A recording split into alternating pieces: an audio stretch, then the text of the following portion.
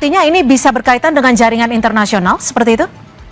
Sangat mungkin ya, sangat mungkin karena kan kita nggak tahu. Sekarang kan bagaimana cara mengakhiri hidup seseorang yang menjadi sasaran itu kan bisa dengan berbagai cara ya. Yang pertama mungkin CCTV itu kan hanya merupakan satu alat bukti pendukung ya.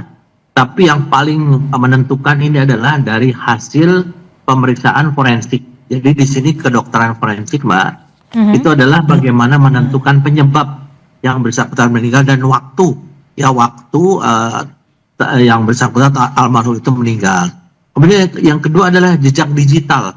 Nanti tentunya polisi akan menelusuri jejak digital baik dari percakapan atau komunikasi almarhum.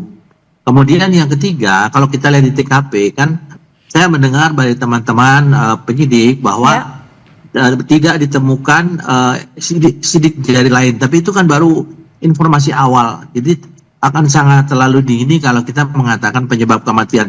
Yang jelas, yang bersangkutan itu kan meninggal dengan tubuhnya ada di mukanya dilakban, kemudian diselimuti dengan selimut ya. Kemudian juga tentunya dari CCTV itu kita lihat apakah memang ada gambar-gambar lain ataupun adegan-adegan lain selain dua orang yang masuk ke ruangan ke tempat tersebut. Nanti akan dikaitkan kapan yang bersangkutan itu masuk dan kapan istrinya itu mencoba menghubungi yang bersangkutan. Kan pasti akan ada jejak digital. Demikian, Pak. Ya, selain jejak digital yang masih terus didalami, sebagai mantan Kabar Reskrim, terkait dengan temuan jasad korban yang terlakban, apa yang bisa Anda baca ketika jasad ditemukan terlakban? Ya, kita kalau lihat dari segitiga pembuktian, kan tentunya di sana harus lihat TKP. Yang kedua juga harus alat bukti. Alat buktinya, bukti-bukti ini kan yang sementara dicari adalah dari sidik-sidik jari. Kemudian yang kedua juga ada medical record. Apakah dari medical record yang bersangkutan dengan meminum obat itu, apakah ada dampak bagi kesehatan yang mungkin bisa menyebabkan hal yang fatal bagi kesehatan yang bersangkutan.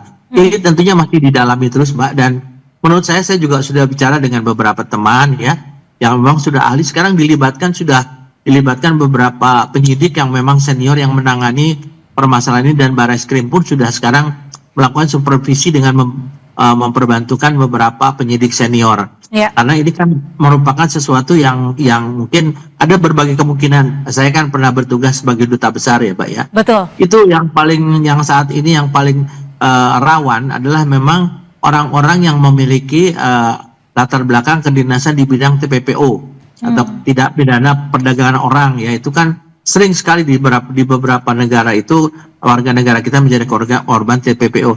Dan korban TPPO ini kan mereka punya jaringan, punya sindikat. Ini tentunya akan menjadi salah satu objek daripada penyelidikan ya dari teman-teman baik dari Polsek, Polres maupun Polda di supervisi oleh Barreskrim. Demikian, Mbak. Jadi latar belakang dari diplomat muda ini yang kerap kali ditugaskan untuk menangani TPPO bisa saja menjadi alasan dari ditemukannya tewas ini? Ya, berbagai kemungkinan, Mbak ya. Pengalaman saya pada saat menangani korban yang tidak ada sama sekali tersangka ya. Maksudnya tersangkanya saat itu yang bersangkutan ditemukan secara tunggal ya. Tentunya kita harus mengambil dari beberapa kemungkinan. Salah satunya dari profesi yang bersangkutan. Nanti dia akan ditelusuri ya. Tentunya akan bekerjasama dengan Kementerian Luar Negeri dan kasus-kasus yang sudah ditangani. Saya yakin bahwa teman-teman penyidik itu mereka juga menelusuri bahwa latar belakang penugasan yang bersangkutan kira-kira dengan siapa saja pernah terlibat, ataukah dengan organisasi-organisasi daripada TPPO ini siapa saja. Pasti itu salah satu juga. Tapi yang paling utama di sini adalah bagaimana hasil uji forensik ya, baik kedokteran forensik maupun digital forensik. Pak Ito, artinya ini bisa berkaitan dengan jaringan internasional seperti itu? Sangat mungkin ya, sangat mungkin karena kita nggak tahu. Sekarang kan bagaimana cara mengakhiri hidup seseorang yang menjadi sasaran itu kan bisa dengan berbagai cara ya. Nah ini kan tadi saya sampaikan, orang meninggal itu tentunya adalah dengan sesuatu yang mengakibatkan kondisi-kondisi daripada alat-alat dalam tubuhnya itu mengalami sesuatu yang menyebabkan kematian. Nah, ini kedokteran kehakiman ini yang melakukan otopsi itu pasti akan melakukan satu otopsi yang sangat cermat ya, karena kita juga tidak bisa mengatakan mengandai-andai ya tanpa ada satu keterangan dari saksi ahli. Kan selama ini secara fisik tidak ditemukan unsur kekerasan. Tapi kan kita belum melihat apakah ada hal-hal yang membuat organ tubuhnya itu fatal sehingga meninggal, misalnya karena racun, apakah karena vitamin, ataukah ada obat-obatan. Ini yang tentunya sekarang mereka dari kedokteran kehakiman ini sekarang sedang kedokteran forensik sedang melakukan penyelidikan yang intensif. Pak Ito, kalau kita lihat dari rekaman CCTV saat pertama kali jasad ditemukan, ini kan bisa dikatakan tidak terlalu sulit untuk masuk ke dalam. Apakah nanti penyidik juga akan meneliti, mendalami terkait dugaan-dugaan, tidak hanya dugaan bunuh diri, tapi juga ada dugaan pembunuhan mungkin? Ya pasti kan tadi ya ada kecurigaan. Kecurigaan tentunya harus dibuktikan dengan fakta-fakta. Salah satu diantaranya adalah CCTV. CCTV itu kan kelihatan bagaimana orang itu masuk, kapan orang itu masuk, dan itu nanti akan dikaitkan dengan waktu kematian daripada korban ya.